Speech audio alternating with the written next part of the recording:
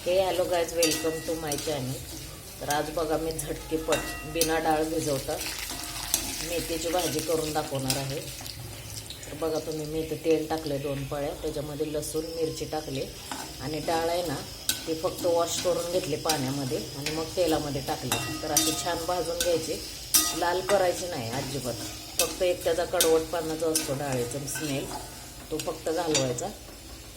आणि इथे बघा मी मेथीची भाजी साफ करून एकदम स्वच्छ 4 ते 5 पाण्यातून धुवून घेतली। बघू शकता तुम्ही, ह्याच्या आतमध्ये पण पाणी आहे आणि इथे कुकर लावलेला आहे। तर अशी भाजून घ्यायची, जास्त लाल नाही अजिबात करायचं। तर म्हणजे आपल्याला कसं भाजी करायची असेल तर अगोदर डाळ वगैरे भिजवावी लागते ना, तर हे बिना डाळ भिजवता ही भाजी आहे। म्हणजे मी कधी कधी गडबड असली ना की त्यावेळेस मी अशीच भाजी करते। तर ही स्वच्छ धुतलेली भाजी आहे, बघा तुम्ही टाकायची।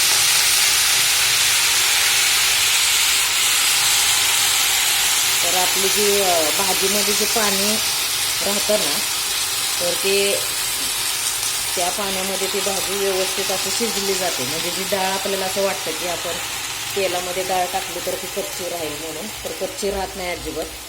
तर अशी पण तुम्ही करू शकता, जशी आपण भिजवून डाळ करतो मेथीच्या भाजीमध्ये घालतो त्या पद्धतीतच होते। आणि मीठ टाकलं की मिठाचं पाणी पण सुटतं मला।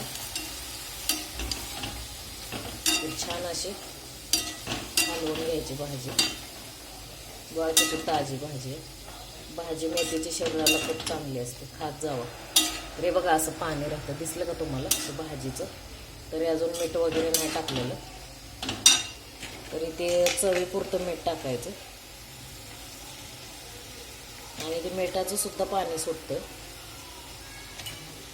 आणि शेंगदाण्याचं कूट टाकायचं, पण शेंगदाण्याचं कूट टाकलं ना की ते लगेच मिक्स नाही करायचं भाजीमध्ये, कारण लगेच मिक्स केलं ना की ती भाजी खाली चिटकून बसते कढईला।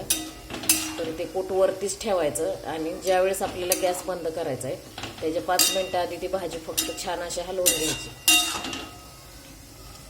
तर ही डाळ बघू शकता तुम्ही, आता ती डाळ फुगेल त्या भाजीमध्ये।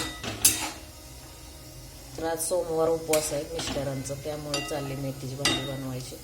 आणि ह्याच्यामध्ये छान असं मोठं मोठं शेंगदाण्याचं कूट पण टाकायचं आहे, बारीक नाही टाकायचं। बारीक टाकलं की ते सगळं असं एकदम चिकट चिकट होते। तर हे असंच ठेवायचं आणि ह्याच्यावरती ताट झाकायचं। तर इथे बघू शकता अजून कूट हलवलेलं नाही शेंगदाण्याचं। तरी बघा आत्ता बघा तुम्ही, डाळ बघू शकता तुम्ही कशा पद्धतीने मिक्स झालेली आहे छान अशी। आणि जास्त पण असं शेंगदाण्याचं कूट नाही टाकायचं, नाहीतर मग ती भाजी खाण्याचा काय उपयोग नाही। आणि मी आता तुम्हाला पुढच्या व्हिडिओमध्ये आहे ना झटकीपट मुगाच्या डाळीचं वरण कसं करायचं तर ते पण मी तुम्हाला दाखवणार आहे बघा। तर व्हिडिओ वॉच करा कंटिन्यू। आणि मुगाच्या डाळीचा पण व्हिडिओ बनवणार आहे।